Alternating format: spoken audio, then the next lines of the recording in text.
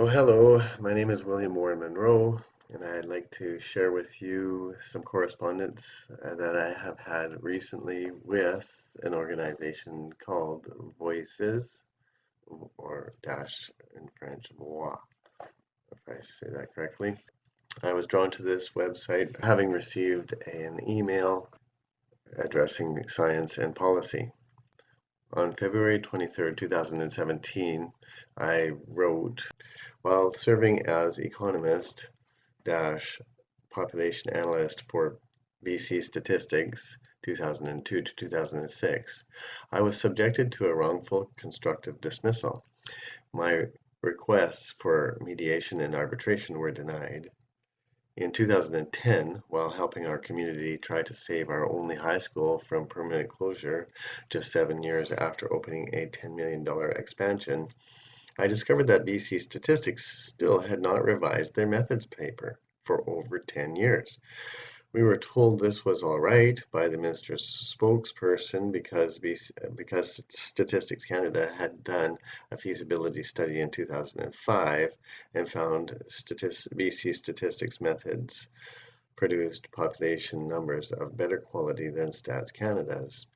My requests for a copy or at least the title were ignored. My Freedom of Information request was denied, claiming disclosure harmful to intergovernmental relations or negotiations. Just 4 days prior to receiving this example of a lack of integrity, Stats Canada sent the study to me, wherein it revealed that BC Statistics officials provided provably false methods and data. I contend I was fired and denied mediation arbitration because I was in a government position as a population analyst where I could reveal the truth to counterparts in Stats Canada. I've continued to pursue verification of population numbers used to justify current government policies and directions. For more information, visit my website. If you are interested, let me know.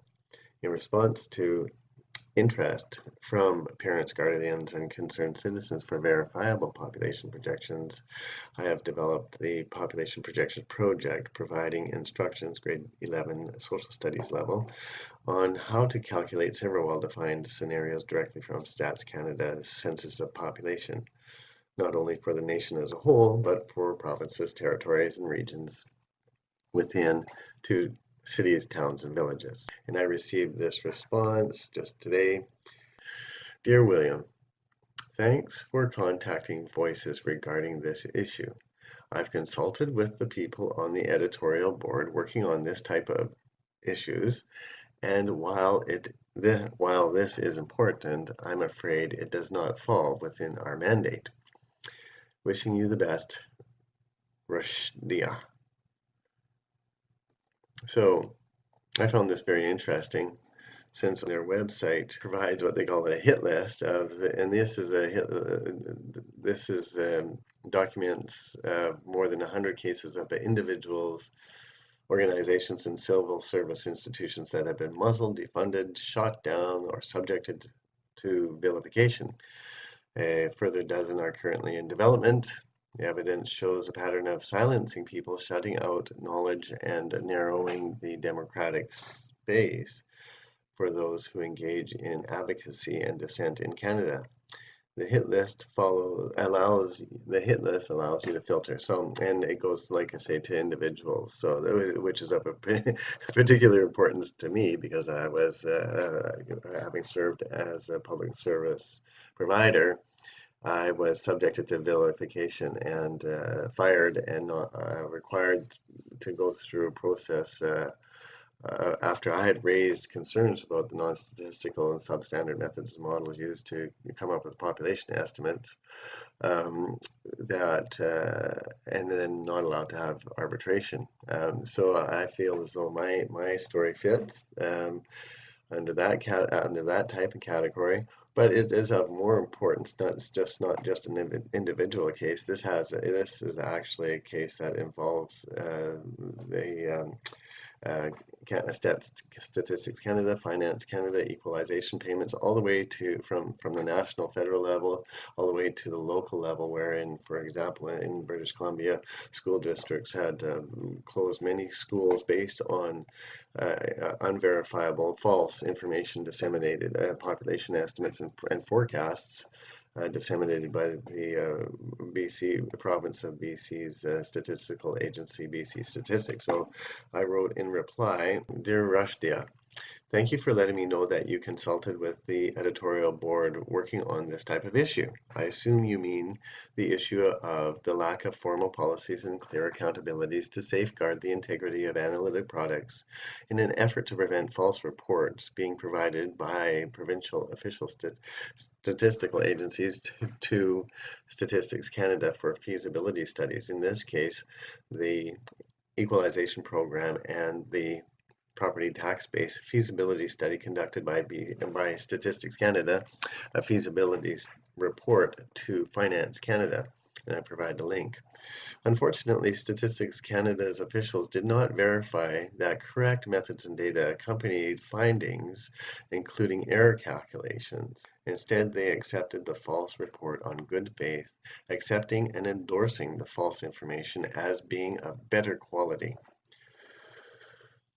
This endorsement, better quality, then was used by the provincial government officials to dismiss concerns about the fact that BC Statistics had been disseminating unfounded, unverifiable, non-reproducible, not peer-reviewed, using non-statistical and substandard methods and data to create population estimates and forecasts for over a decade, revealed in the BC Statistics document.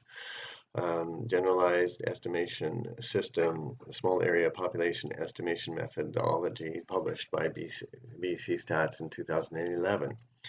I would have thought that the editorial members board I would have thought that the editorial board members would have been inclined to ask for more information. I refer to the About page on the Voices website under What We Do. And point number 3 and 4 in particular. Point number 3, we research and promote ways in which the Canadian government can support the work of civil society and encourage the debate and dissent necessary to maintain a flourishing democracy. And 4, we encourage Canadians to raise their voices so that governments meet their core responsibilities to respect the quality, transparency, and diversity of voices that make a democracy thrive. Regarding these points, may I suggest Voices promote formal policies and clear accountabilities, including verification, to be agreed upon by provincial territorial agencies as set out by Statistics Canada.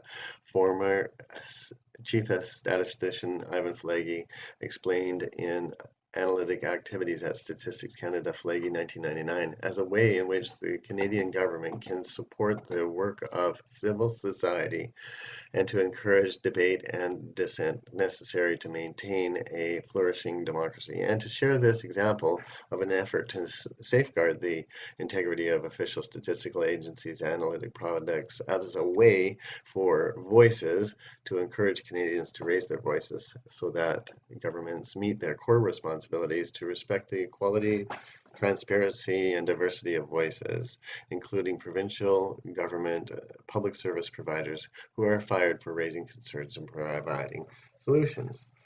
I point out some safeguards as set out by Ivan Flagey. Section 5 of his paper, of his presentation, Analytic Activities at Statistics Canada, point number 6, right?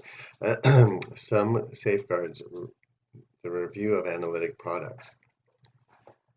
Paragraph 16. The widespread nature of analytic activities and the intrinsic risks that are associated with it require that we develop formal policies and assign clear accountabilities for the review processes that we consider as being essential. We therefore have a written policy which mandates that all analytic products must be subjected to a dual review by peers and by supervisors. The director of any area which is engaged in analytic activities is responsible for managing the execution of the policy of dual review and to monitor its effectiveness.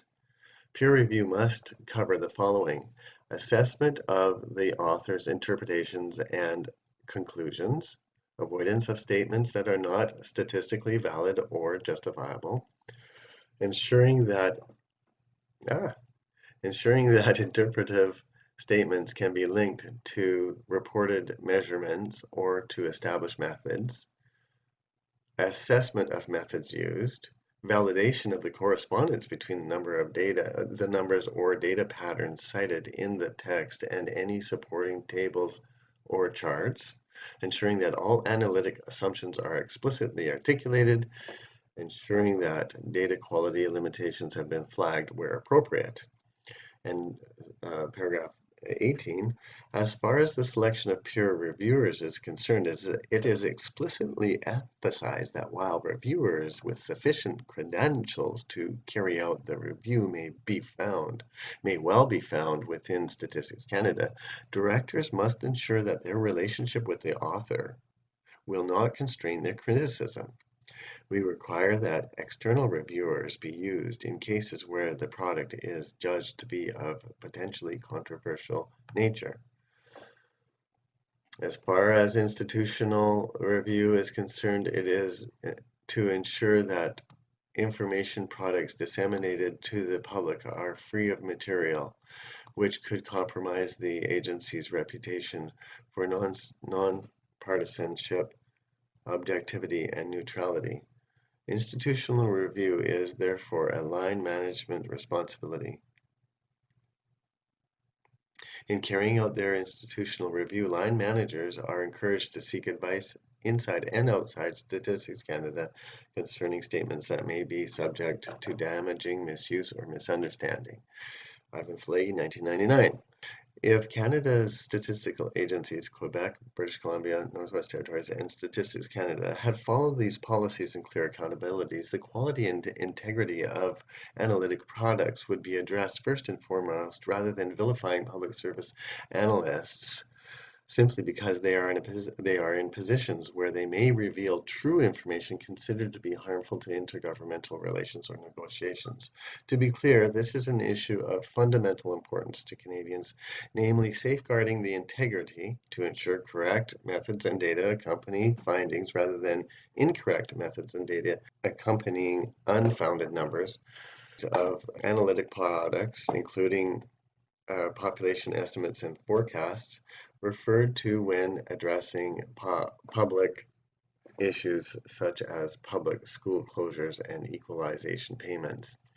For more information, including supporting documents, go to my two websites. Perhaps I misunderstand the Voices mandate. Could you please provide the Voices mandate and specifically address how this issue does not fall within the Voices mandate?